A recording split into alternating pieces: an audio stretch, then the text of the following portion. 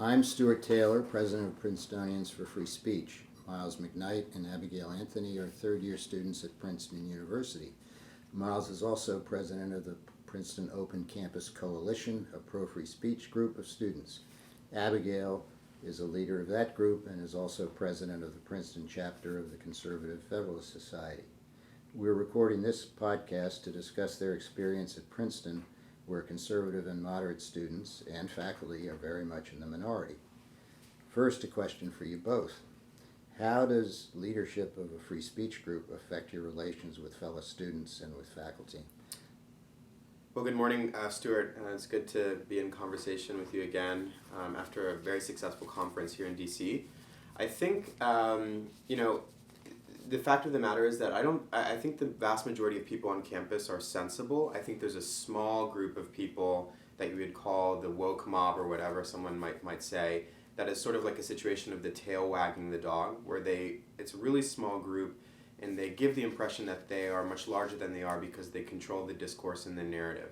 So when we write letters or give interviews, I think the vast majority of people on campus see, okay, there's something there that's worth entertaining or thinking about. Or when conservative students write intelligently, the majority of students see that there's something there that's worth considering, but all too often are afraid to say as much, to say that, maybe this is an argument that's worth engaging, or someone that's worth engaging rather than shouting down.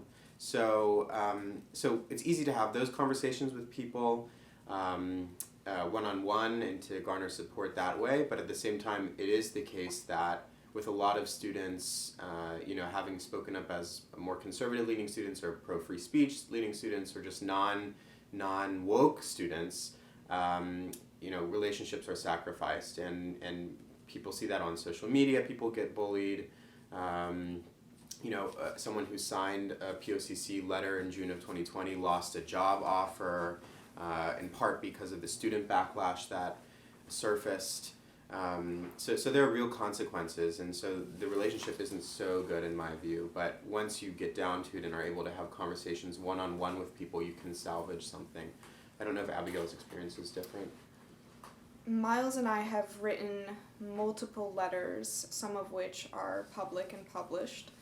We have not received any sort of a substantive counter-argument. Nobody has published an op-ed that expresses a rigorous critique of what we've written. However, we have been the subject of satire pieces in our student newspaper. We've received malicious comments on social media and mean emails. It goes to show that students can't substantively engage with our arguments. They can only resort to insults and unsubstantiated criticisms. And I want to say that, for a lot of students, they're not as lucky as we are. I think we're pretty good, Abigail and I are pretty good at having conversations with people we disagree with just because we've been doing it for so long. But for a lot of people who don't, that's not their, what they're looking for, and yet they still speak out in some way, they can face serious reproach, social reproach. So, I'm thinking example of a friend who spoke out in support of police in June of 2020 and was kicked off her leadership role on a club sports team, right? So, and the university's done absolutely nothing about that. So the examples like that are legion of students really, weaponizing social media and weaponizing the DEI apparatus at Princeton in order to silence those they disagree with or to sanction them in some way. And that is very, very common. If the intolerant minority, let's say, aren't that numerous, why do they dominate campus discourse?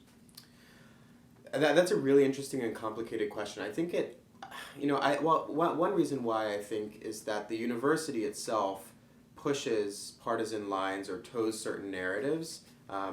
This is something we've been fighting against, institutional double standards and biases that tend to sort of shape the discourse on campus. And so what that means is that students who come from high school backgrounds get to campus, see the way freshman orientation is so one-sided, the way the programming of certain initiatives and centers is so one-sided, and they sort of just tacitly assume that oh, to be a member of elite society here being educated at Princeton University, this is the line the elite toes. And so there's like a lack of willingness to critically interrogate all of that, all of those dogmas. And then the other reason why the small minority is so powerful is because, they're the loudest. And there's this sort of assumption, I think, that goes with being a young person, that in order to be a progressive, enlightened individual, member of society, you have to be as left as possible. And so, the fact that someone might have some unease with a certain leftism, notwithstanding, they still see the loud, self-righteous, virtue signaling activists and think, that's the ideal thing to be. So I think that's part of it. It's a psychological thing, and then just an institutional thing. I mean, I think the institution incentivizes that sort of wokeness. Telling a first-year student, oh, there's only about 10 students who might ruin your life, is like giving a campus tour and saying, oh, there's only 2 landmines and we don't know where they are. Mm-hmm. It only takes one person to put some sort of malicious social media post calling you racist that would just show up for the rest of your life when you go to apply for jobs. The consequences are quite drastic and will follow you for a long time, even if they're being promulgated by just a very small group of students. Mm-hmm. Now I'm curious, I know someone who's another member of the Princeton Open Campus Coalition who's been called a racist, a fascist, and a Nazi because of signing a document that you all signed that didn't seem too racist, fascist, or Nazi to me. Have you been called those things or things like that? Oh, sure, yeah, and I mean, absolutely, on social media and also to my face. We brought Abigail Schreier, Wall Street Journal columnist, who wrote a fantastic book, to Princeton in December. The content of the speech she gave wasn't about her research, which has to do with transgenderism and young girls, and troubling recent sort of phenomena in that and that issue, which to date is still somewhat of a medical mystery. But anyways, she gave a speech talking about why students should show some self-respect and speak up when they disagree and not just toe the line. And I was called a transphobe for that to my face, right? And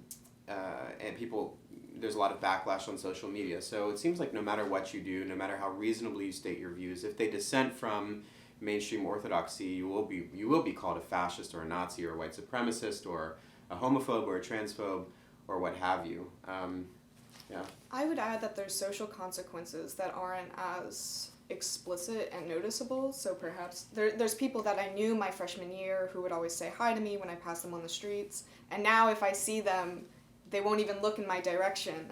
And so people are afraid of even the slightest association because of these insults like fascism and Nazism.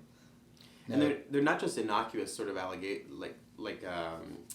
epithets that are thrown around at people. I mean, people get kicked out of clubs or not. They don't get into eating clubs because of these senseless, utterly nonsensical, characterizations, and lose jobs. They lose jobs over these things. They lose internship opportunities. They lose the opportunity to get certain fellowships or scholarships that they're totally qualified to get because the fellowship and scholarship programs themselves tend to select people with a certain political profile, right? So it goes beyond just what people are called. We can handle being called Nazis or fascists by unthinking, not to sound hubristic about it, but by people who haven't engaged with our argument and who are closed-minded. We can handle that. But there are other consequences that are tougher to deal with, I think. Now, are there right-wing claques on campus who call people communist or whatever if they don't like their politics? Is there any symmetry to this? Of course not. No. I mean, I guess some people might say that in using the term woke, when we use the term woke, we're sort of characterizing a certain group of campus in a way that's not so gracious. But the fact of the matter is we have engaged with the arguments that are routinely put forward by the students on that side of the political spectrum and by professors and others. We've thought about them, we've written about them, we've engaged with them, we've written substantive responses to them.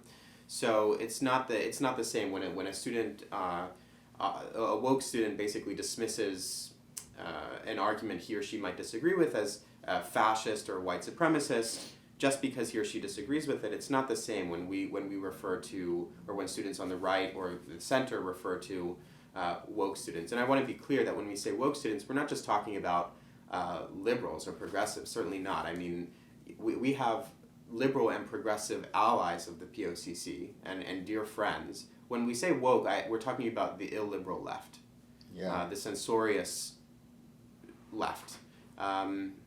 And so no, I just don't think it would be an accurate characterization to say that there are those who are non-woke, even on the left, who are characterizing the wokes as commies or whatever.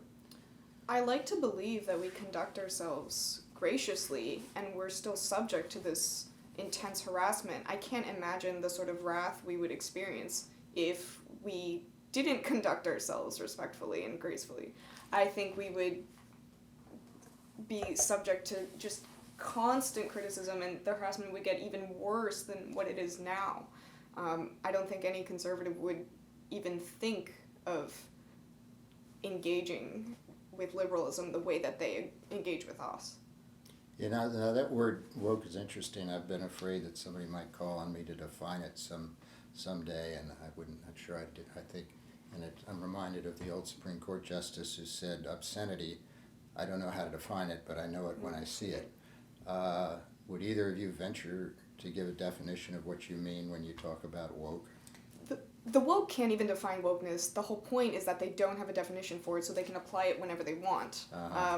But that's do its they strength. still apply it? I sort of thought I got the feeling that used to Yeah, be something that was used, hey, I'm woke, but people don't say that anymore. I think they don't, because it's become such it has such a negative connotation. So my mom the other day asked me, what is all this woke stuff I've been hearing? What is wokeness? What is wokeness? And so I Googled it to try to see if I could send her a link. And what comes up when you Google it is, wokeness refers to an enhanced awareness of social justice issues, of racial issues, and so forth. And that's sort of the older way that woke has been used. I think now when people say woke, and certainly the way we mean it when we use it to criticize a certain group, ideological group, is to say, illiberal, the illiberal left. That is wokeism, I think. The people who don't want to engage genuinely with argument, who have a certain arrogance so as to feel comfortable not critically interrogating every aspect of their beliefs, even when those beliefs are so important to them as to be identity forming. So beliefs around race or gender or sexuality or class or religion. That's what I would say we mean when we refer to the woke left, is this sort of a group that's not willing to do the hard work of engaging with dissent. So it's illiberalism, really. Good. Now, Myles wrote in National Review, you all have done a lot of writing for National Review, or at least a fair amount, about Princeton's 2021 orientation for new first-year students, it was mentioned earlier. I'll quote a couple of sentences. Students are greeted at their very arrival on campus with a freshman orientation program drenched in hypocrisy, double standards, and indoctrination a la Mao. University officials slander their own tenured professors for expressing ideas most Americans call common sense. Students are coerced into confessing their sins, wealth, whiteness, and privilege in front of thousands of kids they met just days before. And could you elaborate on that, give a little more on the orientation, and you too, if you recall things that Myles doesn't mention? Well, sure, and Abigail and I have written also internally to members of the university, and we've been advocating now for a number of months for some reforms to the FIRE program. FIRE meaning? Sorry, FIRE meaning the freshman orientation program. It's called FIRE. It's First Year Residential Experience? Yeah, FYRE. Not to be confused with the Foundation for Individual Rights and Education, which is a very laudable organization. The organization around freshman orientation is not so laudable. So basically, the freshman orientation program consists of a lot of what you would expect a freshman orientation program to consist of. So, seminars or discussions on academic integrity, the honor code, basic logistics of living on campus. But much of it is really sort of, I would describe it as a partisan boot camp. So, for example, students are made to attend mandatory panels where ideas about gender and sexuality, which 5 years ago, even after the Obergefell ruling, would have been considered common sense, are now painted as objective falsehoods long dispelled by experts. So they're told these things, and these new ideas about gender, for example, and they're told these are beyond question, or students attended this year an anti-racism workshop where a professor basically defended free speech, but only said, free speech is only defensible insofar as it is flexed to the cause of social justice and an anti-racist social justice at that. And that was the only mention of free speech during the entire orientation program, in spite of the fact that we at Princeton have the University of Chicago free speech principles, which afford broad protections for expressive freedom, and in fact are legally binding on the university. So students have the right to speak. To speak, they enjoy these broad protections, and the university is legally required to respect them, but they don't learn about their rights. I don't know. Abigail will probably want to talk about some other elements, just because she's written also about the sex training stuff and other aspects. But really, the whole orientation program is drenched in one-sidedness, and students aren't presented with alternative viewpoints that many students actually hold, who come from more traditional backgrounds, on really important issues like sexuality or hookup culture or economics or racial justice or whatever. Yeah. Right. There's a mandatory event from the Women's Center where they affirm that trans women are indeed women. The Women's Center recognizes Princeton students for reproductive justice, but has no mention of Princeton pro-life. Likewise, the mandatory Safer Sexpo event gives out condoms, even sex toys, yet doesn't mention abstinence or marriage. As free speech supporters, we believe that every idea should have access to the marketplace, yet when the university makes these events mandatory for incoming freshmen, they should at least commit to presenting and defending conservative views. If there's no mention of marriage in a safer sex event, then clearly they've blatantly ignored one side of the argument. There's no reason to believe that a student would feel comfortable defending such perspective if it's never mentioned. It's clearly indoctrination, because there's no attempt to give any validity to any counter-argument. And it's not that we would want sort of, for example, the Safer Sexpo component of the orientation program to promote, a conservative vision, like the Catholic teachings on chastity and abstinence and so forth. It's not that we want them to promote that, but what they're doing now is promoting a particular sex ethic, which is not, in fact, widely shared, even amongst young people. And so the point here is that because there's not a plurality of viewpoints even recognized or presented as legitimate viewpoints that one might hold, students who do hold those viewpoints, which is not an insignificant minority, basically are immediately cast at the outset as dissidents, in a way, as adversarial to the line that the university toes, that the university espouses. And that's a problem. And I think it's particularly dangerous that this occurs in the context of freshman orientation. This is the students' first exposure to campus. It establishes a tone that will persist throughout their 4 years. If students believe on the first week of school that conservatism isn't well received, then guess what? They're not going to feel super inclined to give a conservative argument in class or a year down the line. Now, I think you were quoting the professor earlier, was Danielle Padilla-Peralta, who said something at orientation, the only thing anybody said about free speech, right? If I heard him right, and I've heard him before, he was basically saying there should be no free speech for anyone who disagrees with me on these important issues. Is that about the way you heard him? Yeah, well, he said free speech is only, defensible for him insofar as it's flexed to social justice and an anti-racist social justice at that. The point of having free speech is basically to facilitate the process of truth-seeking. So social justice, to me, would mean, arriving at a conception of truth and realizing that vision of truth, because, hopefully justice is true. Justice is tied to truth. So when you confine it to social justice, and what he was meaning by that was a particular vision of social justice, that's free speech only within certain bounds.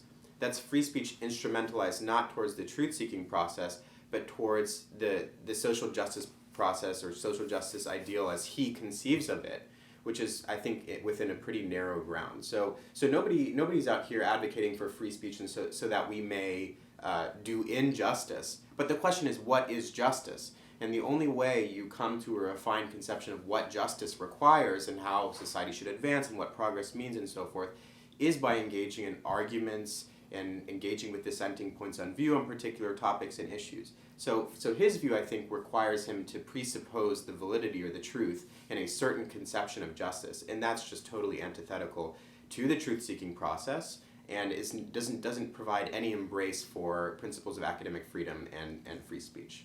Abigail, if you know, who puts together the freshman orientation? Who's in charge, or maybe I shouldn't say freshman, first year, so that I'm not being sexist. Who's in charge of that? Why does it get so skewed in the way you've been describing? There are various offices within the university that contribute to different events. Some of the discussions are run by each dormitory, and they facilitate the discussions as they see fit. Others are organized by the Women's Center or the Share Office, which is for sexual assault. Then there's some by UHS, our health services, others by sort of the academic programs like the Honor Committee and so forth. So it's not just one office that is promulgating the one-sidedness. It goes to show how pervasive the one-sidedness is across all these different subsidiaries within the university. Anything else on that, Myles? No, I think that's the nail on the head. I mean, obviously that means when it comes to advocating for certain reforms in the freshman orientation experience, reforms that are aimed at, making sure that at the very outset students are exposed to an open intellectual culture, advocating becomes difficult because you can't just go to one person and ask for change. It's exhausting because you have to go to everyone in all of these offices and engage with all of the leaders in all of these offices in order to make anything substantive happen.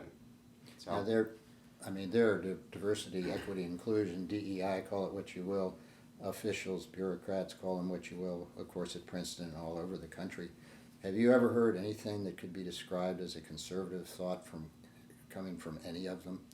absolutely not. Let me give you a really heinous example. So the Carl A. Field Center, which is a center that serves as sort of like an affinity space, and they do programming and initiatives for students of color on campus, put together a free speech panel featuring Nicole Hannah-Jones. I think it was actually delayed, so they rescheduled it for April. But Nicole Hannah-Jones and two other scholars, and the subject of the panel was supposed to be free speech and race, the intersection of those two very important issues. And the university. And the university, yes.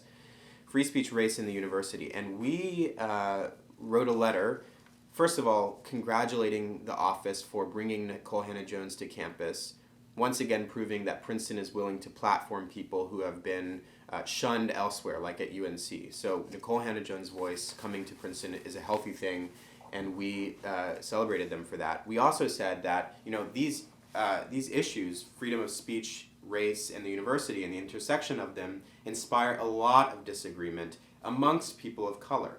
So we asked for them to think about adding another panel later in the semester, bringing an ideologically diverse group of people to counter the one-sidedness of that panel. And we suggested scholars of color, all black scholars, who have written for decades on issues of free speech and race. Jason Riley, John McWhorter, Glenn Lowry, Randall Kennedy, Tom Sowell. And the response we got was basically, no, we toe this certain line at the Carl A. Field Center. that those people are not a part of our mission, these people are, right? So I mean that's sort of an explicit admission of like the one-sidedness of the Carl A. Field Center and their programming. And I mean, it's as though Jason Riley, Tom Sowell, Glenn Lowry are not black enough for the Carl A. Field Center just because they're not as far left as Nicole Hannah-Jones.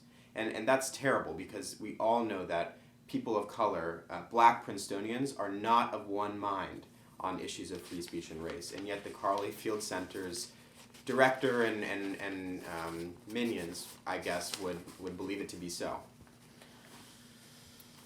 I would just add that the university should put so much effort towards defending free speech because it has adopted the University of Chicago free speech principles, which are legally binding on the institution.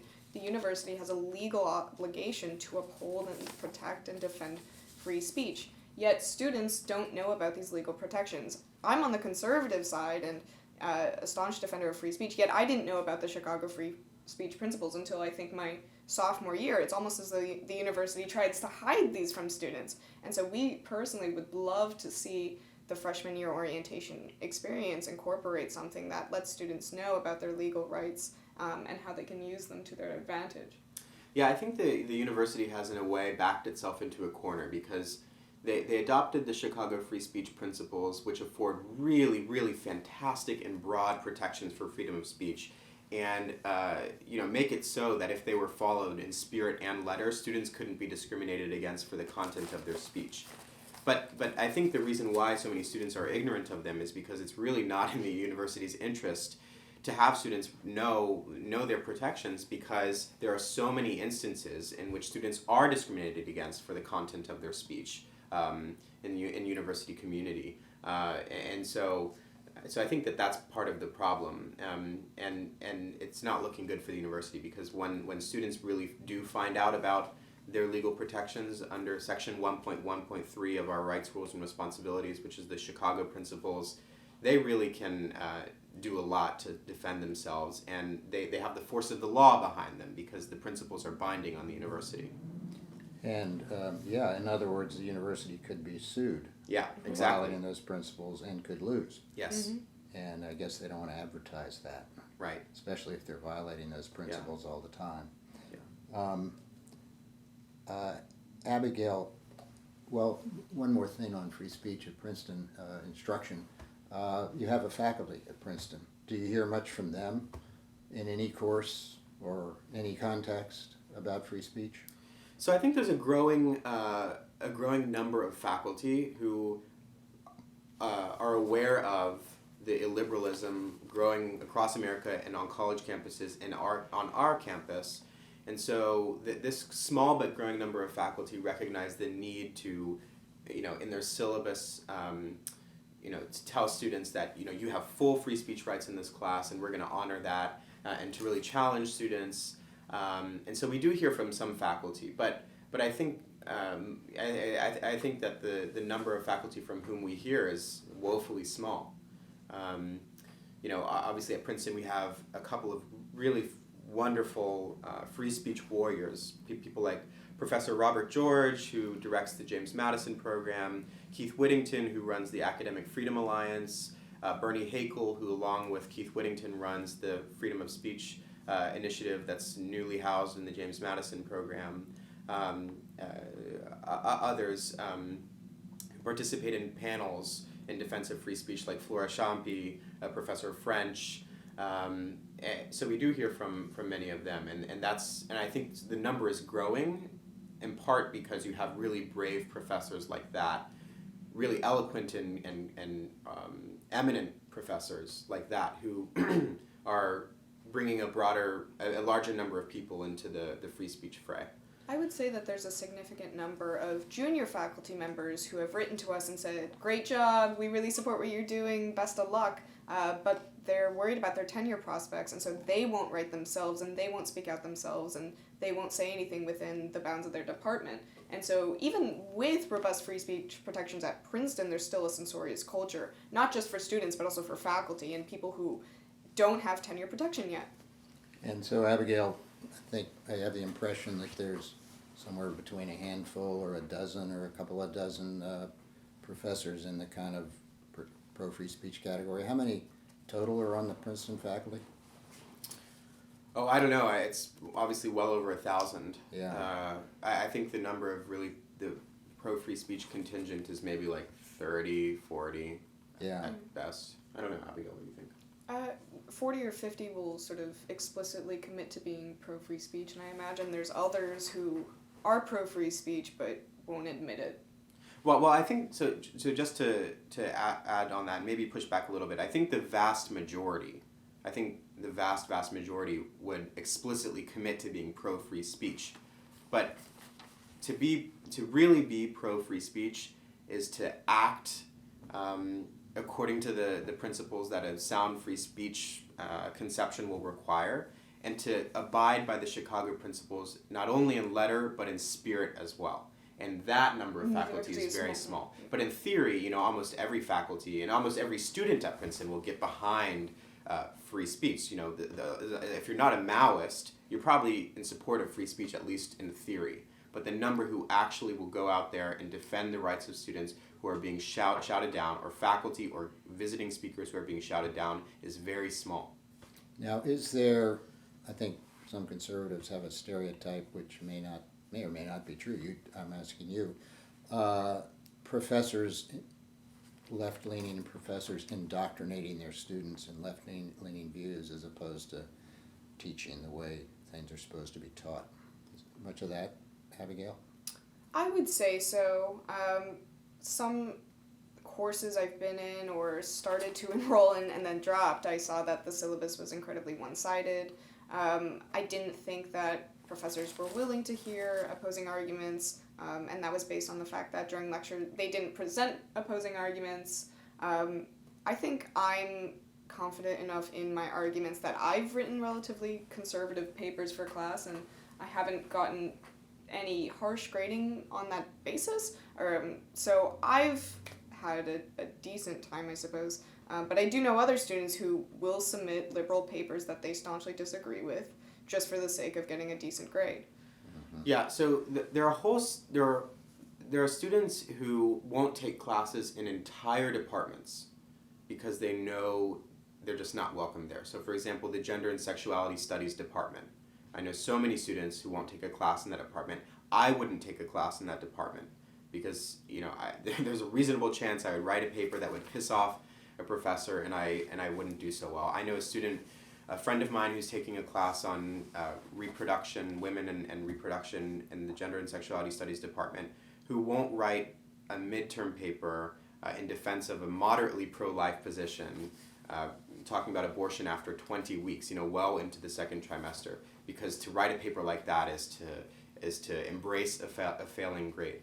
I just want to say, one of the biggest ways students can tell if their professors are doing their jobs well is if they do have a diversity of viewpoints represented on their syllabus. So Professor Robert George, easily one of the most, if not the most conservative member of Princeton faculty, and one of the most brilliant, teaches courses on civil liberties, constitutional interpretation, philosophy of law. He's taught seminars with Cornel West, his good friend in the past, and on his syllabi, you see you reading Marx, you're reading critical theory, you're reading McKinnon, feminist thinkers, you're reading Dworkin, the best arguments for same-sex marriage and the best arguments against same-sex marriage. I mean, there's absolutely no position that's off the table, and he is sort of evangelical about making sure that conservative students and liberal students alike are willing to and are expected to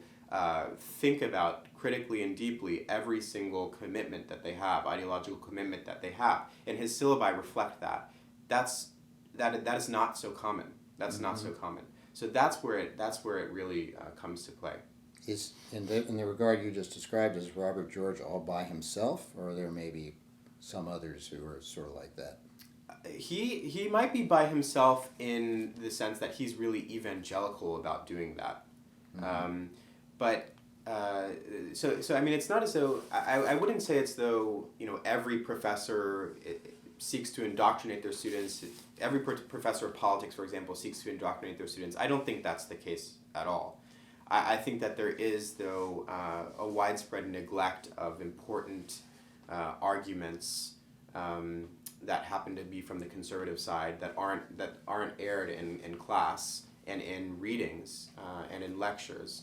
But it is easy, to overstate the problem and say that, all the professors are indoctrinating students in their Marxist and critical theory perspectives. But I don't think that's quite the case.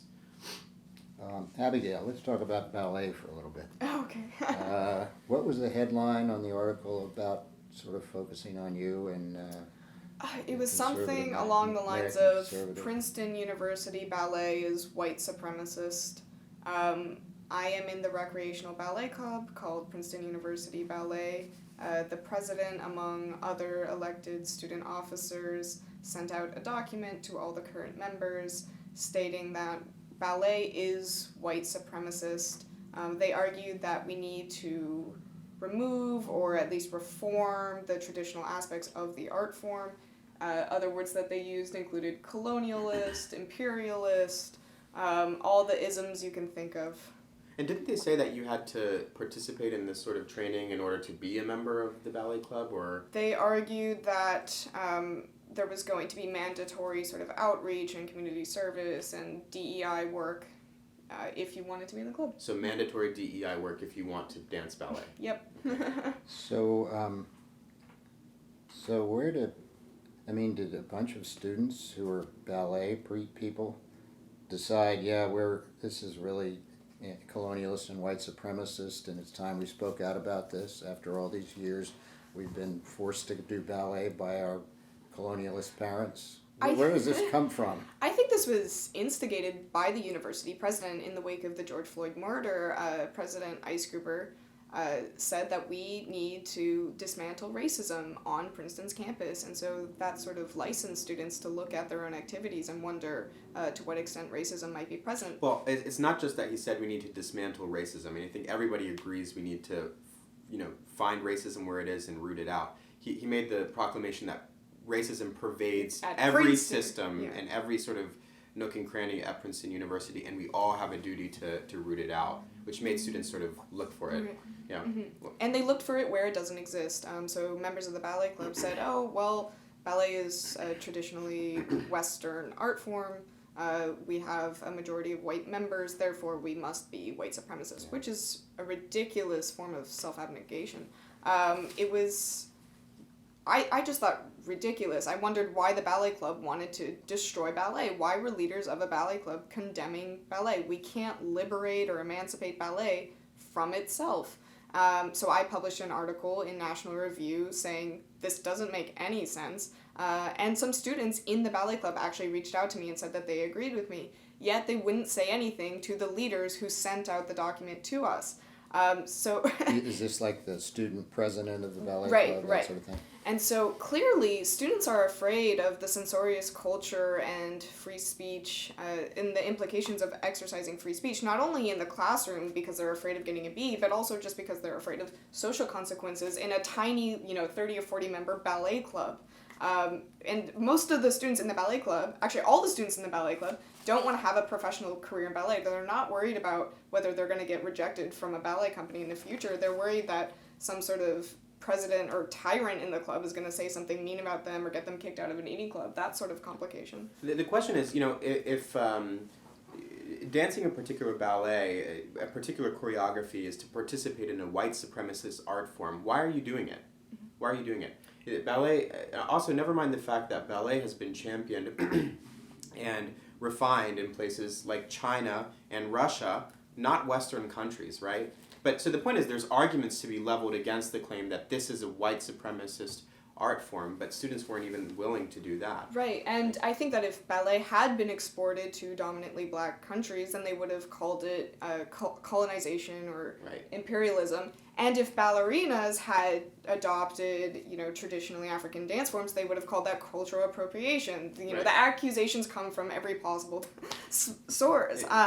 It makes no sense to indict an art form just because it comes from the West, in the sense that it doesn't make sense to indict a particular art form because it comes from Africa or from India, and most of the participants in that art form happen to be from a particular place in Africa or in India. It's just Right, and ludicrous. we have Indian dance clubs on campus. Of course, those aren't Indian supremacist, or at least I don't think there's any sort of accusation along those lines. All of this should indicate that if ballet has to be woke, then pretty much everything on campus has to be woke. If ballet is subject to this hyper illiberalism, then you're going to find it in every space on campus. PFS staffer Nick at this point jumps in to add an extra question. So, if I can jump in with a question here too, if that's okay? Sure. Yeah, so through the course of the conversation, talking about faculty, there are certain departments that you avoid, but generally speaking, it seems most faculty are tacitly supportive, but at least not overtly sort of trying to indoctrinate students or oppose free speech. Would that be a fair characterization what you guys have been saying? That most faculty are Either neutral or not actively opposed to free speech as a principle. Yeah, no, I think Okay. the vast majority of people are not opposed to free speech as a principle, but in this sort of environment where you know that students from the very get-go are sort of programmed to think a certain way, or programmed to think that they have to profess or abide by a particular woke creed in order to be embraced by enlightened society, I think faculty have an obligation to stand up and to speak up in support of free speech, and also to remember that the point of their job is to make students feel uncomfortable or unsettled. Yeah. If they're not uncomfortable or unsettled at some point in their educational career by ideas they encounter, by arguments that are new to them, then they haven't done their jobs, and too many faculty don't do that. So here's my question, just because it also, from what you all are saying, is that sort of the illiberal left, the woke mob, whatever you want to refer to it, represents a fairly small but vocal portion of the community. So my question, and I guess what I want to advance as well as question, is where is this coming from, and does it appear to be coming from the school's administration and bureaucracy? It's hard. It's really hard to tell. So, my thinking is that there's basically a tension between a traditional institutional culture at Princeton, which has been very good about free speech in the past, and a new student culture that's probably just a product of our generation and the way we use social media and what we now value. In light of our sort of obsession with social media, so there's and that has produced sort of an illiberal culture, I think, and so there's a tension between the student culture and the traditional institutional culture, which is sound, and slowly but surely, I think the institutional culture is losing ground to the demand of students, who at the end of the day are their clients, right? So I think that's sort of the relationship, and I mean it's clear. It's obviously not as simple and as clear cut as that.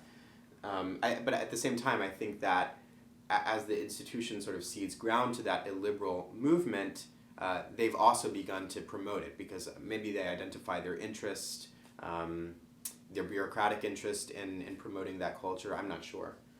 Myles and I have both written in favor of the Calvin Report, which argues that deans, administrators, and other people with authority within the institution should not take formal positions on issues that do not directly relate to the university itself.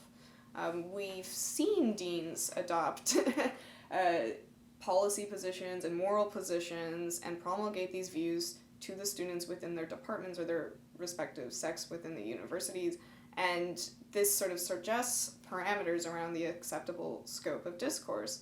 So, for example, Dean Jamal of our public policy school effectively condemned the verdict of the Rittenhouse trial, and she sent a message to all the students within her unit. We imagine that all the students in SPIA, the public policy school, are going to use that or sort of register that as an indication of what an acceptable perspective is to defend in class. And so we need to see administrators, deans, other people with authority refrain from expressing their personal views when it isn't relevant to the functioning of the university. And of course they can say those views sort of on CNN or in an article, but when they direct the view to the student In their official capacity. in their official capacity, then it sort of clues the students as to what's acceptable. Yeah, and it's so I want to make 2 points really quickly. So the first is that when an institutional official speaks officially on an issue about which reasonable people disagree, like the Rittenhouse verdict, I happen to think it was the correct verdict, and many reasonable people, including I think a great number of legal scholars, would agree with that position. When she advances a particular view and attaches a moral sort of assessment to it, students who disagree with that view are immediately. So I want to make 2 points quickly. So the first is that when a dean speaking in official capacity expresses a view on something about which reasonable people can disagree and attaches a moral assessment to that view, the students who disagree with that view and would otherwise defend their disagreement with that particular view are immediately cast as the adversaries of the institution itself, the adversaries of their institutional leader, the people who are immediately in dissent. And that's a problem, because that means that less students are going to be willing to defend that point of view. And when they do, they know that their dean, their institutional officials, and in a way their institution itself is opposed to them in a moral sense, because the proclamation of the dean was morally colored. And that is only chilling of speech. And then the second thing is, I was reminded of something I wrote some time ago on the relationship between the administration and illiberalism and a traditional regard for free speech.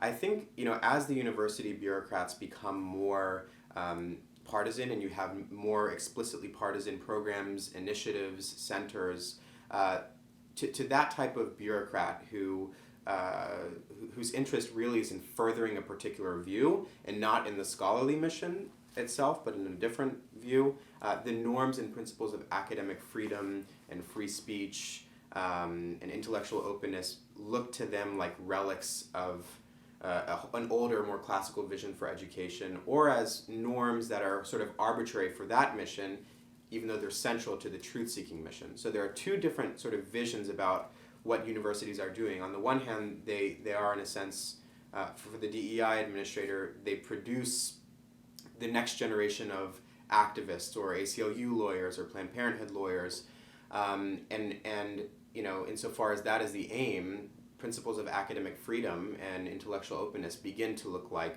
side constraints that they have to work within. Yeah. Nick, did you have any follow-up question? No, I mean, and I guess just to make sure I'm characterizing sort of the phenomenon you're talking about here, and just make sure, it sounds like the, I guess, tendencies that we're talking about, sort of the woke tendencies, if you want to call it that, were sort of imported by students of our generation for whatever reason, but a lot of the perpetuation, reinforcement, sort of expansion of that seems to be, at least in Princeton's case, be carried forth by its administrators and its bureaucracy, or at least certain parts of it.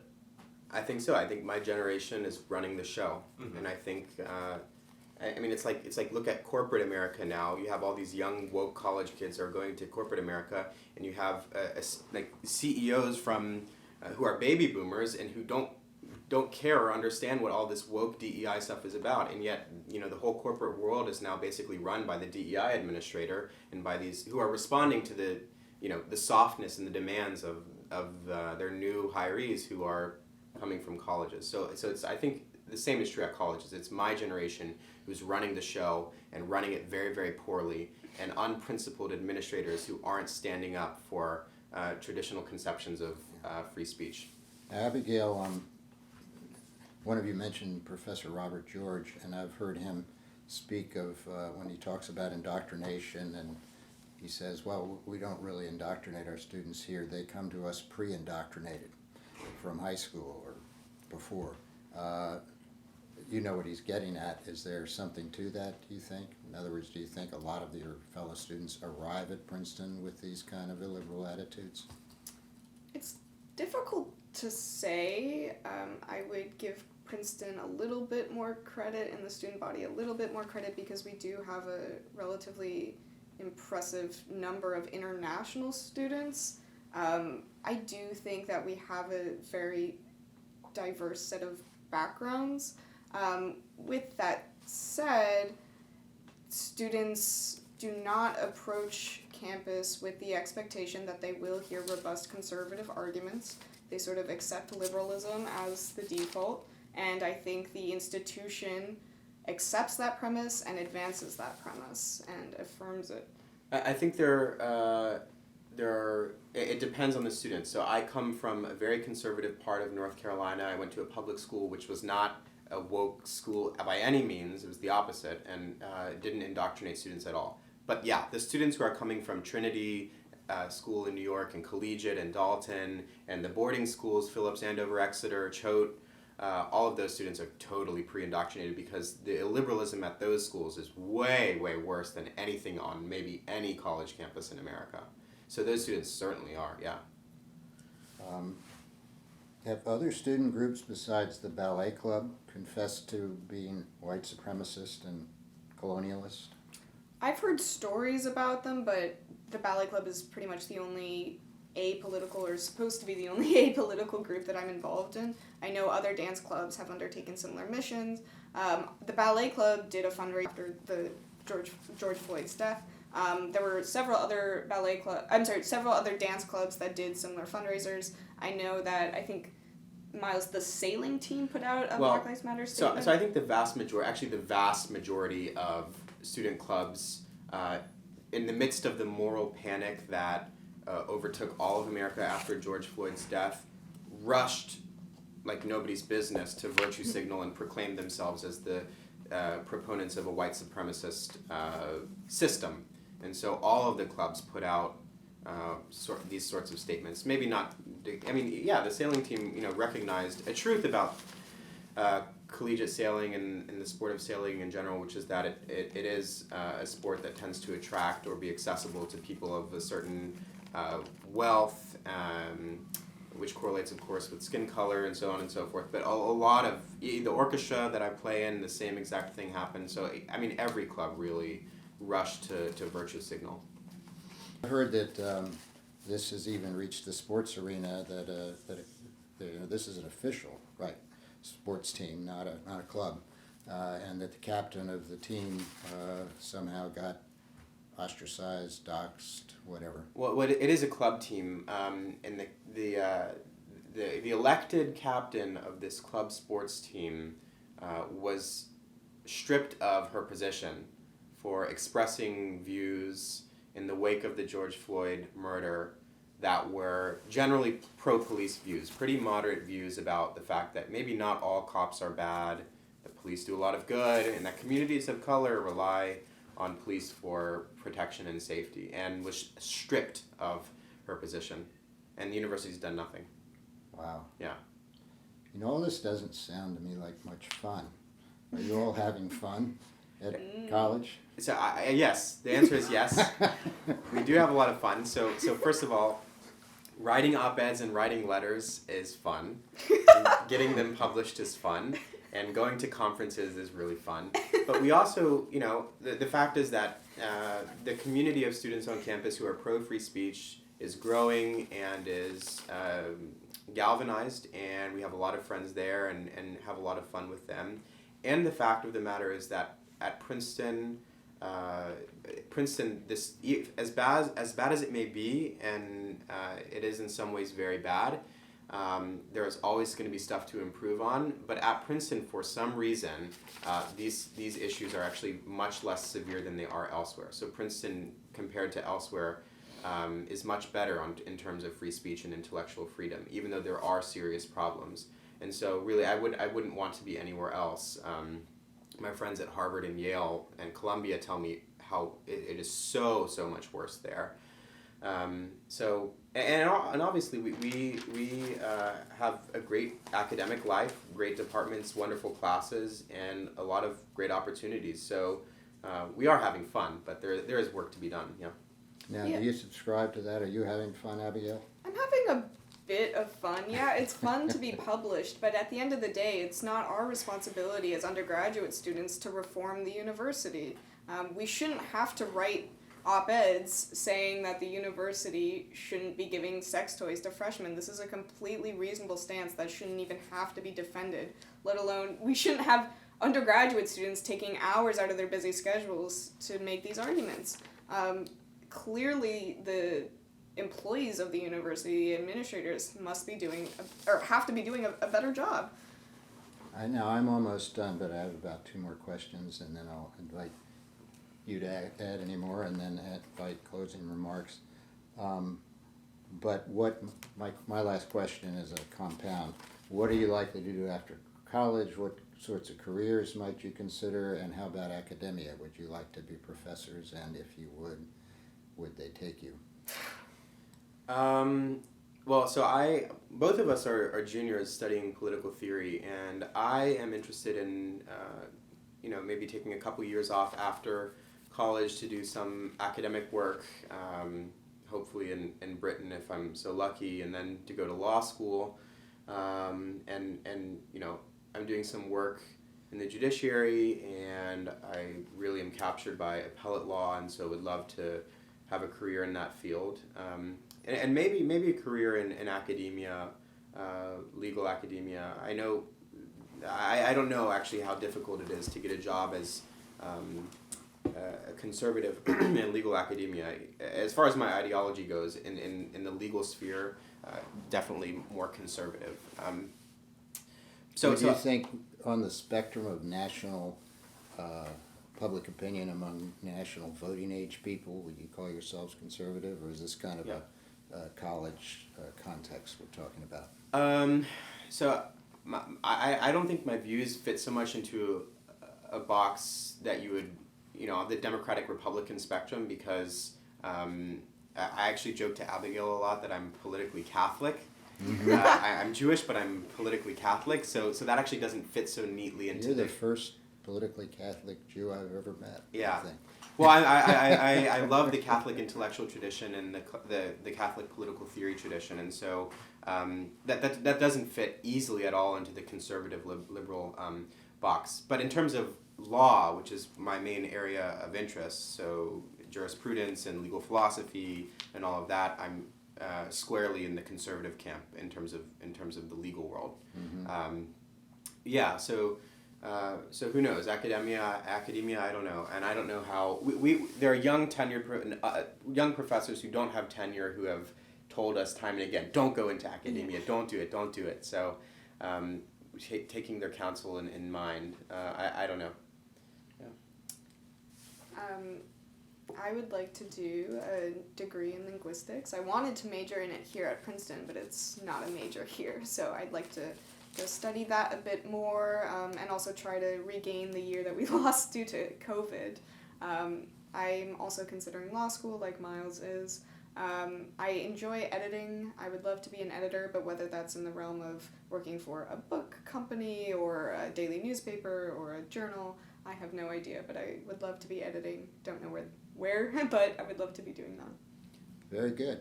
Well, thank you very much, both of you. Thank you, Nick. Thank you so much. Thank you. Yeah.